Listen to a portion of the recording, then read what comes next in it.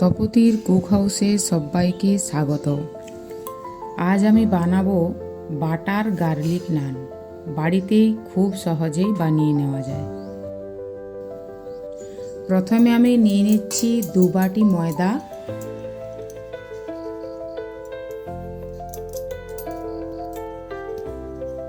আর 2 বাটি ময়দার সাথে নিয়ে নিচ্ছি 1 কাপ আটা। আটা আর ময়দা মিশিয়ে বানালে বেশি ভালো হয়। এগুলোকে ভালোভাবে চেলে নিচ্ছি। এদিকে একটা বাটির মধ্যে নিয়েছি কিছুটা পরিমাণ দই, টক দই। তার সঙ্গে নিয়ে নিচ্ছি পরিমাণ মতো দুধ।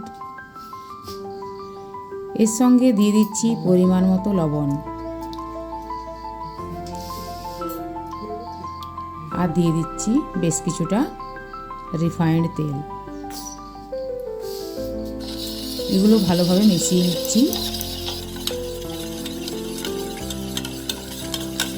ভালোভাবে মেশানোর পর এটা এখানে অল্প অল্প দিয়ে একটা ডো তৈরি করব। প্রথমে ডোটা শক্ত মনে হলেও ডোটা এভাবে নরম হয়ে যাবে। অল্প অল্প করে দিতে হবে। অল্প বেকিং সোডা, 1/2 চামচের থেকে কম, আর 1/2 চামচ নিয়েছি বেকিং পাউডার। যেহেতু এখানে আমার আর অল্প জল লাগবে, আমি এখানে জল দিয়ে মিশিয়ে ব্যবহার করছি।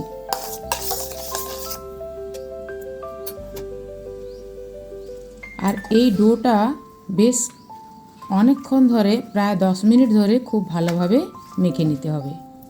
খুব ভালোভাবে মেখে নিচ্ছি। দেখুন ডোটা কত সুন্দর মাখা হয়ে গেল। ডোটা এমনভাবে মাখতে হবে যেন খুব নরমও না হয় আর শক্তও না হয়। এর উপর একটু তেল দিয়ে এটা আধ ঘন্টার জন্য রেস্টে রেখে দিয়েছিলাম। আবার আধ ঘন্টা পর এটা আর একটু ভালোভাবে মেখে নিচ্ছি।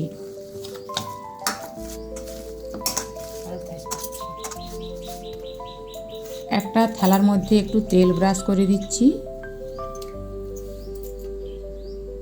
আর এর থেকে রুটির থেকে একটু বড় বড় ডো তৈরি করে নিচ্ছি।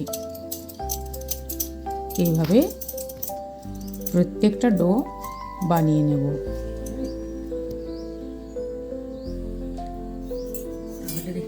এই ডোগুলোর ওপরটা যাতে শুকিয়ে না যায় তার জন্য আর একটা থালা ঢাকা দিয়ে দিলাম। এদিকে আমি অল্প পরিমাণ ময়দা নিয়ে একটা ডোকে আবার ভালোভাবে গোল মতো শেপ দিয়ে বেলে নিচ্ছি। প্রথমে অর্ধেকটা বেলে নেব। প্রথমে দিয়ে দিচ্ছি কালো জিরে, তারপর দিয়ে দিচ্ছি ধনেপাতা কুচি, তারপর দিয়ে দিচ্ছি রসুন। এরপর এগুলো ভালোভাবে হালকা হাতে বেলে নিচ্ছি। আপনারা চাইলে গোল শেপ দিতে পারেন, কিন্তু লম্বা শেপ দিলেই ভালো হয়। আমি এখানে লম্বা শেপ দিয়ে নিচ্ছি। দেখুন মোটামুটি বেলা তৈরি হয়ে গেছে। এরপর এর উল্টো পিঠে জল দিয়ে ভালো করে এইভাবে মাখিয়ে দিতে হবে, যাতে একটা চিটচিট ভাব তৈরি হয়, যাতে খুলে না যায়। এদিকে আমি একটা তাওয়া বসিয়ে দিয়েছি। তাওয়া গরম হয়ে গেছে। এটা প্রথমে ভালোভাবে গরম করে নিয়ে গ্যাসটা মিডিয়াম ফ্লেমে রাখতে হবে, যাতে খুব বেশি ফুলে না যায়। ওই জন্যে কাটা চামচ দিয়ে ফুটো ফুটো করে দিচ্ছি।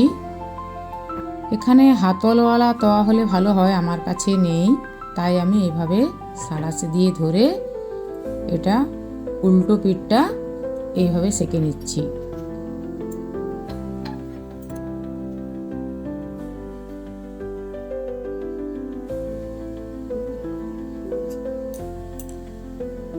এখন উল্টো পিঠটা সেঁকা হয়ে গেছে। এরপর তুলে নিচ্ছি। এখানে একটা নান তৈরি হয়ে গেছে। আমি আগে থেকে বাটারটা একটু গরম করে নিয়েছিলাম, এরপর বাটারটা ব্রাশ করে দিচ্ছি। গরম গরম অবস্থায় বাটারটা ব্রাশ করে দিলে ভালো। দেখুন উল্টো পিঠটাও কত সুন্দর হয়েছে, উল্টো পিঠটাও বাটার ব্রাশ করে দিলাম।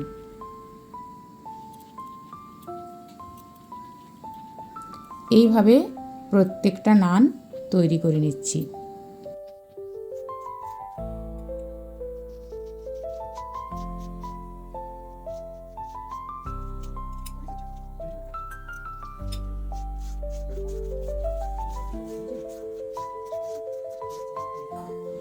এরপর গরম গরম পছন্দের তরকারির সঙ্গে পরিবেশন করুন।